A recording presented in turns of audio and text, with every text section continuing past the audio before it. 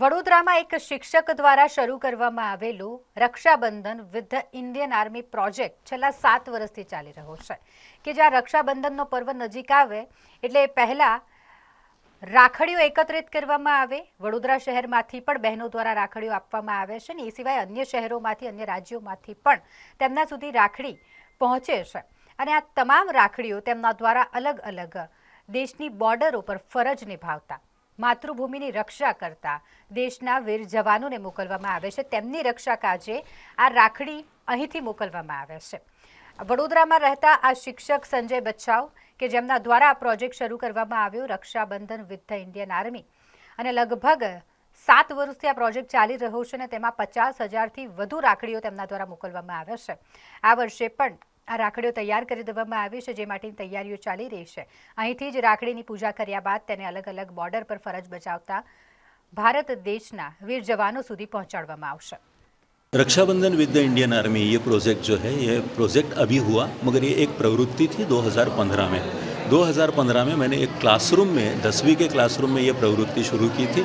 तब मैंने लड़कियों को कहा था कि आप मुझे राखियाँ दीजिए और लड़कों को कहा कि आपके दिल में सैनिकों के प्रति जो भावना है वो अंग्रेजी या हिंदी में शब्दबद्ध कीजिए। मुझे 75 राखियाँ और करीब करीब उतने ही खत मिले और फिर मैंने वो बॉर्डर पर भेज दिए। रक्षाबंधन के दिन मेरी 3 लड़कियों को फ़ोन आए। फिर लड़कियों के लिए ये सम्मान की बात थी। फिर 10 दिन बाद 3 और लड़कियों को खत मिले और 3 हफ्तों के बाद मुझे एक इन्वेलप आया ब्रिगेडियर साहब का। मेरा शुक्रिया अदा किया था उन्होंने और उसमें एक सीडी थी। उस सीडी में कुछ फ़ोटोग्राफ्स थे जो मैंने यहाँ से राखियाँ भेजी थी। उन्हीं राखियों के फ़ोटोग्राफ्स थे और उन्हीं राखियों के साथ उन्होंने जिस तरह से रक्षाबंधन सेलिब्रेट किया वो फ़ोटोग्राफ उन्होंने भेजे थे। फिर जो मेरे भूतपूर्व छात्र हैं वो कहने लगे कि सर आप हमें भूल गए। तो फिर दूसरे साल से 2016 से मैंने ये एक्टिविटी ओपन टू ऑल कर दी और उसका ही नाम फिर Rakshabandhan with the Indian army पड़ा। बड़ौदा के बाहर से भी मुझे राखियाँ आने लगी और बड़ौदा के बाहर से मतलब अब अलग अलग 14 राज्यों से राखियाँ आई और 14 देशों से भी राखियाँ आई। यानी कि एक बड़ौदा के एक क्लास से शुरू हुई ये जो प्रवृत्ति है ये आज अंतर्राष्ट्रीय स्तर पर गई है। इस खुशी की बात है मगर ये सब कुछ हो रहा है ये सिर्फ और सिर्फ मेरे भूतपूर्व छात्रों की वजह से। उनके लिए ही शुरू किया था, आज भी उनकी वजह से ये जारी है। इस बार कितनी राखी इकट्ठा हुई है और कहाँ जाने वाली है? इस साल 50,000 से ज़्यादा राखियाँ आई है। ये राखियाँ भारत पाकिस्तान और भारत चाइना बॉर्डर पर जाएगी जैसे कि कारगिल, सियाचिन, द्रास, बटालिक, गलवान, आसाम और अरुणाचल प्रदेश में बॉर्डर पर जो हमारे सैनिक है वहाँ पे ये राखियाँ जाएगी। इस बार कौन सी जगह से राखियाँ आई हैं? इस बार वैसे तो जहाँ जम्मू कश्मीर में हम राखियाँ भेजते हैं वहाँ से भी राखियाँ आई है और आसाम से भी राखियाँ आई है, वेस्ट बंगाल से भी राखियाँ आई है। ये रही बात सिर्फ अपने देश की। मगर विदेश की बात करूँ तो America, Canada, Singapore, Dubai, England, फिर रशिया से आती है और इस साल ऑस्ट्रिया से भी राखियाँ आई है। ऑस्ट्रेलिया से तो आती ही थी मगर ऑस्ट्रिया से भी राखी आई है। फिजी नाम का एक छोटा सा बेट है वहाँ से भी राखियाँ आई। 8 વર્ષ અમને પૂરા થઈ ગયા છે રાખડી મોકલવાના। અમે સિયાચીન બોર્ડર, ગલવાન વેલી, Indo China border, Arunachal Pradesh, Kargil અમે આ જગ્યાએ અમે રાખડીઓ મોકલીએ છીએ। હવે આ વર્ષે આ 5-6 જગ્યાએ અમે રાખડીઓ મોકલશું અને આ વખતે જોવા જઈએ તો 50,000 કરતાં વધુ રાખડીઓ ભેગી કરીને અમે મોકલવાના છીએ જેમાં હાથથી બનાવેલી રાખડીઓ, રક્ષા પોટલી અને કંઈક હેન્ડમેડ કાર્ડ્સ છે અમારી પાસે અને એ અમે આ વખતે મોકલીશું અમારા જવાન ભાઈઓ માટે। અને શું ભાવના એવી તો અમને અમારી ભાવના એવી છે કે અમારા બધા જવાન ભાઈઓ બોર્ડર પર સુરક્ષિત રહે અને આજના દિવસે અમે એમની પ્રાર્થના એ કરીએ છીએ કે બધા સુરક્ષિત રહે એટલે આપણે બી સુરક્ષિત રહી શકીશું।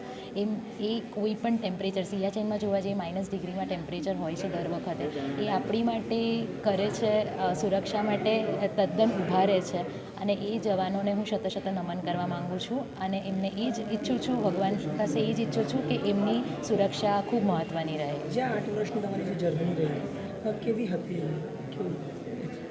8 વર્ષની જર્ની એટલે મને 1 વર્ષ છોડ્યા વગર બાકી તો દરેક વર્ષે ફોન આવેલા છે મારા જવાન ભાઈઓ પાસેથી। એ દિવસે રક્ષાબંધનના દિવસે સવારમાં જ એમના ફોન આવી જાય છે જેમ કે એક ભાઈના નહીં પણ ખાસા બધા ભાઈઓના ફોન આવે છે અને એ દિવસે એ ફિલિંગ બહુ જ સારી હોય છે, કારણ કે મેં મોકલેલી રાખડી, મેં બનાવેલી રાખડી એ મારા જવાન ભાઈએ બાંધી છે અને એ રાખડી એમની આખા વર્ષ માટે સુરક્ષા કરશે એ મને વિશ્વાસ હોય છે. થી મોકલે છે બોર્ડર્સ પર ઇન્ડિયા પાકિસ્તાનની, ઇન્ડિયા ચાઇનાની અને ઇન્ડિયા પાકિસ્તાન અને ઇન્ડિયા ચાઇનાની બોર્ડર્સ પર મોકલે છે રાખડીઓ. અને જસ્ટ બિકોઝ જવાનો કેટલા બધા ફેસ્ટિવલ્સ ઉજવવા નથી આવી શકતા, તો અમે એમને રાખી મોકલીએ છીએ કે એ લોકો બહુ મિસ ન કરે પોતાના ઘરવાળાઓને. એ લોકોને લાગે કે ના અમે બી ઇન્વોલ્વ છે, અમે બી એમને યાદ કરીએ છીએ અને એમને બી સારું લાગે કે હા અલગ અલગ સ્ટેટ્સથી રાખડીઓ જાય છે એમની પાસે અને એમને સારું લાગે કે આ બહેનો છે જે એમની પરવા કરે છે ને બધું, એ આટલું બધું આપણા માટે કરે છે, તો એમને જસ્ટ લાઈક એપ્રિશિએશન તરીકે આપણે એમને મોકલીએ છીએ. ફર્સ્ટ ટાઈમ તમને વિચાર કેવી રીતે આવ્યો કે આવી રાખી મોકલવી?